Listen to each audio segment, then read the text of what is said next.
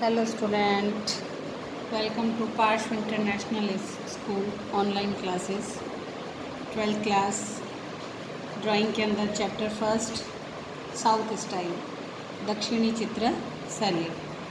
अब इसके अंदर एक स्टोरी दे रखी है, छोटी सी एक कहानी है कि 14th सेंचुरी के अंदर दक्षिण भारत के अंदर दो साम्राज्य थे।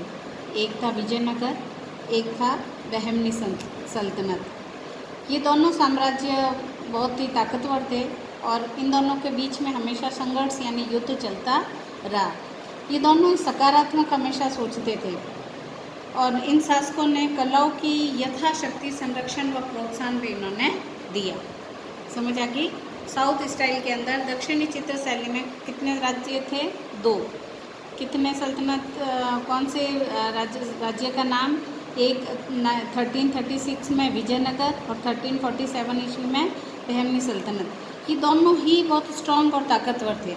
अब इन दोनों के बीच में हमेशा युद्ध चलता रहा और ये दोनों हमेशा पॉजिटिव सोचते थे कि भाई मैं इसका राज्य हड़प लूँगा, ये कहता मैं इसका राज्य हड़प लूँगा।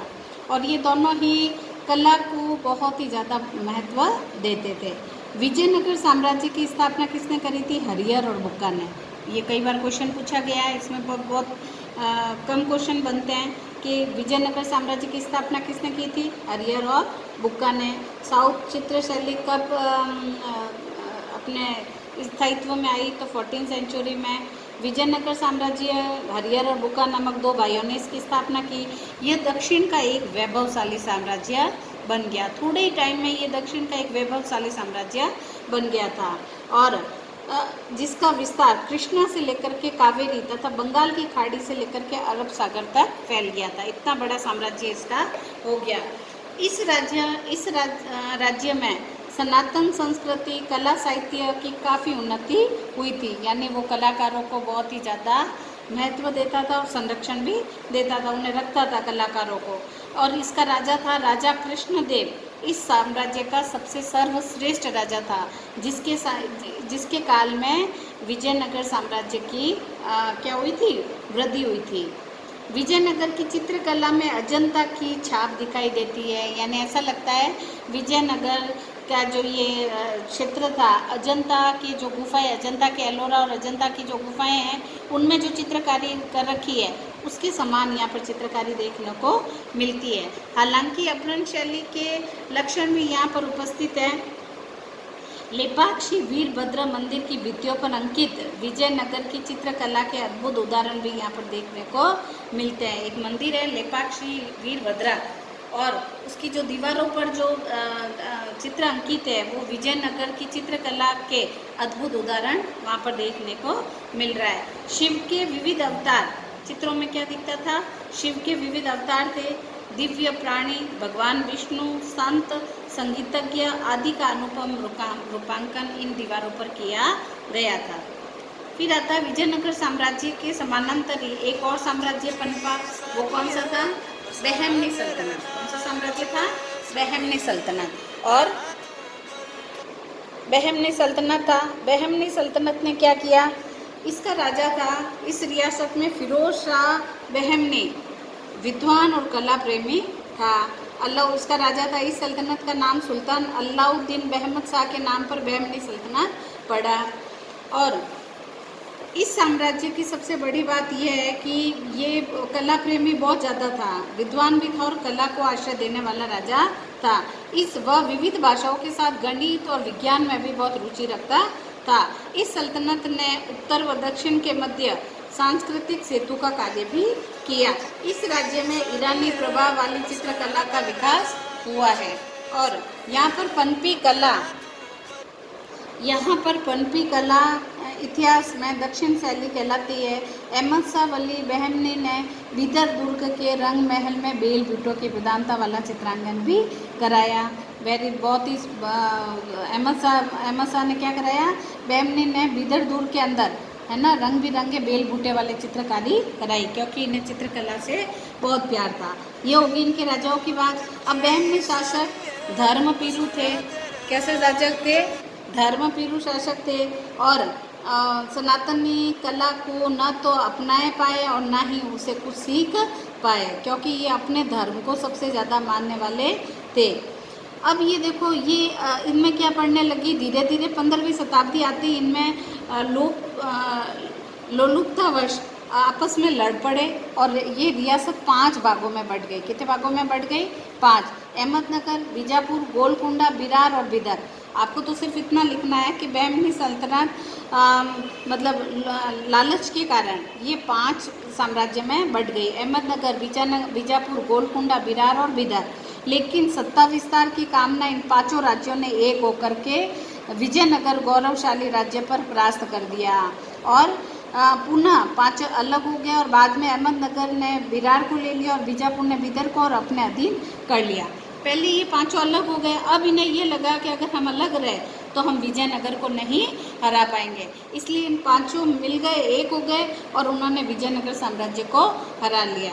अब देखो, विजयनगर अहमदनगर ने बिरार को ले लिया और बीजापुर ने बिदर को अपने अंदर कर लिया और फिर विजयनगर साम्राज्य के टुकड़े कर लिए। बस ये इतनी सी कहानी है। तो आपके क्वेश्चन क्या बनता है? सबसे पहला बनता है कि भाई बहमनी सल्तनत कितने भागों में बढ़ गई? तो 5। अहमदनगर, बीजापुर, गोलकुंडा, बिरार और बिदर। क्यों बढ़ गई?